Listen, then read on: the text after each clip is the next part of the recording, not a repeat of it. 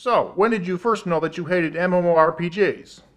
I do not hate massively multiplayer online RPGs. I just think that the market's a little oversaturated. I mean, there's so many games that are just clones of Lineage, or EverQuest, or World of Warcraft, and they wouldn't be so bad if it weren't for the fact that they don't even have half the content those games that they're cloning have. So, you hate MMORPGs? I have reviewed one massively multiplayer online RPG that is hardly reflective of my opinion of the entire genre. Technically, you reviewed the same one twice, both times slamming it pretty hard. Enough! I will review one more of them, okay? So this time you will see that I do not hate the entire genre. Okay, but I get to decide on the game. Fine. What game should I review?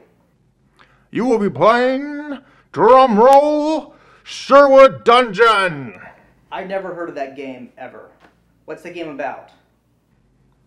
It's a free-to-play browser game that runs off Shockwave. It's made entirely by one guy.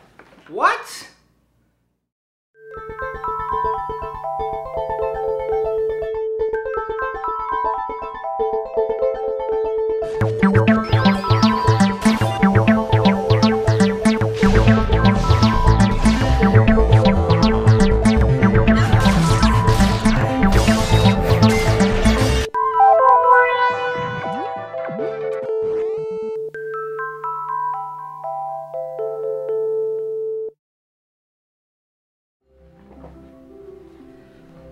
Okay, let's see.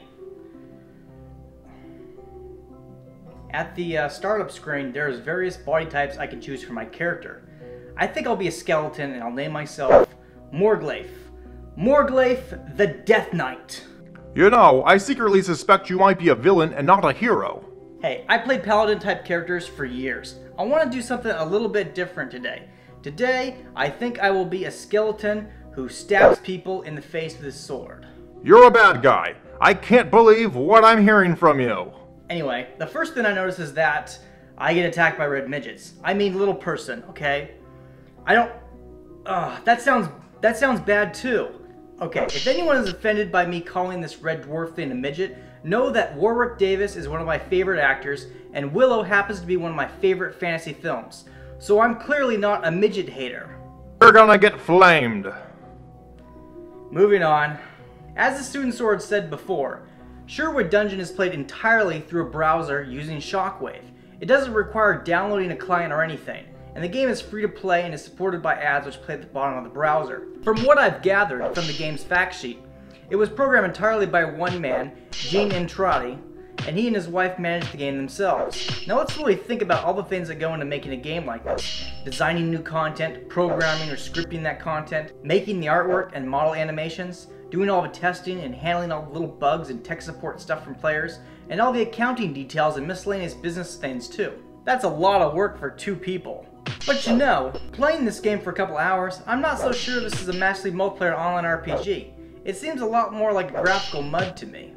For those that don't know, multi-user dungeons, commonly abbreviated as MUDs, are the ancestors of the massively multiplayer online RPG genre. They were multiplayer virtual worlds accessed via computers, originally via LANs, but later through internet.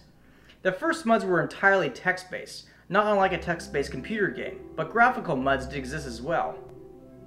Now, some people feel that massively multiplayer online RPGs are just graphical MUDs. And by some people, I mean influential game designers such as Rolf Koster, who had a hand in pretty much inventing the entire genre. However, I disagree that massively multiplayer online RPGs are just graphical MUDs. While they do share a lot of the same mechanics, mostly because almost all of them are computer RPGs played online, I think there is one crucial difference that separates the two into different genres.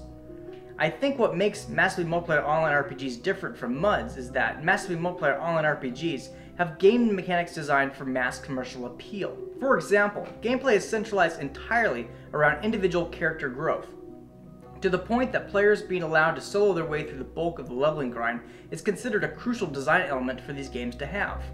MUDs, instead, were ran as hobbies, not business ventures. MUDs were free to play and usually hosted, sometimes secretly, on college servers. Rather than gameplay centralized around individual character growth, gameplay is centralized around player-to-player interaction. A lot of them were intended to be more of a virtual world simulation and less of a game.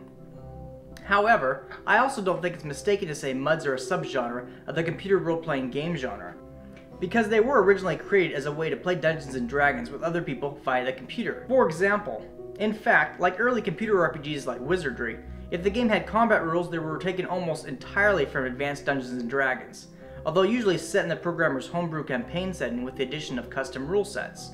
Now I'm using a lot of pretense here, so people might get the wrong idea and think that MUDs don't exist anymore. That's not true. A lot of people still play MUDs, even though massively multiplayer online RPGs are, from a design point of view, vastly superior games to MUDs. A lot of people still prefer playing MUDs to them. There are a couple reasons for this. The first is that MUDs tend to be very small communities, so it's much easier to become famous or infamous. Some MUDs have become political games, with the game rules based on universally accepted common laws rather than hard-coded game mechanics. The second is that, because of the former, MUDs tend to be glorified chat rooms, and many people simply aren't looking for complex games, but rather a way to socially interact with others in a small community online. The third and last reason is that MUDs appeal to people just starting out in game design and programming. Designing and running your own MUD is a trial by fire for anyone that wants to work in the massively multiplayer online RPG industry. So a lot of MUDs spring up and are advertised by their creators in portals and website forums devoted to MUDs, so even the smallest MUD can build a community that is well ran. So, when reviewing Sherwood Dungeon, I really can't look at this game as a massively multiplayer online RPG alone. Even though it's unique for having above average 3D graphics, looking at the game mechanics, it leans a little more toward the MUD side of things, right down to the ability to hop between rooms using the chat command. Its combat mechanics are also not terribly complex, which is important for MUD since they are pick up and go games, with social interaction more important for the community than raiding monsters. It does have a crafting system, though it's much less complex than other games and involves finding matching component pieces, sort of like finding the right piece to a jigsaw puzzle. I think it's fair to call Sherwood Dungeon a massively multiplayer online RPG, but it's not as focused on appealing to the masses as massively multiplayer online RPGs tend to do. This really is a game meant to appeal to people that like MUDs. So what are my final thoughts on Sherwood Dungeon? Well, I'm not the target audience for this game, but I recognize there is a market for this kind of play. Looking at it as a MUD, Sherwood Dungeon sports a small number of rooms, but the rooms it does have are pretty detailed, though I did feel it took a while to find my bearings since the only room with a map was the dungeon. I do think the gameplay could be explained a little better with a quest chain, but it also wasn't very hard for me to find the help menu and figure out how to play. I suggest if you're coming from a game like World of Warcraft but looking for something simpler and mostly to socialize with others, Sherwood Dungeon might be the game for you. It does have quests to help guide new players, and there seems to be a healthy number of guilds running around for adventuring and PvPing. For a game made by one guy, it's not bad. So see, I can give a good review to an online computer RPG. I don't hate the whole genre. You played a villainous character. I don't know you anymore. I just don't get no respect.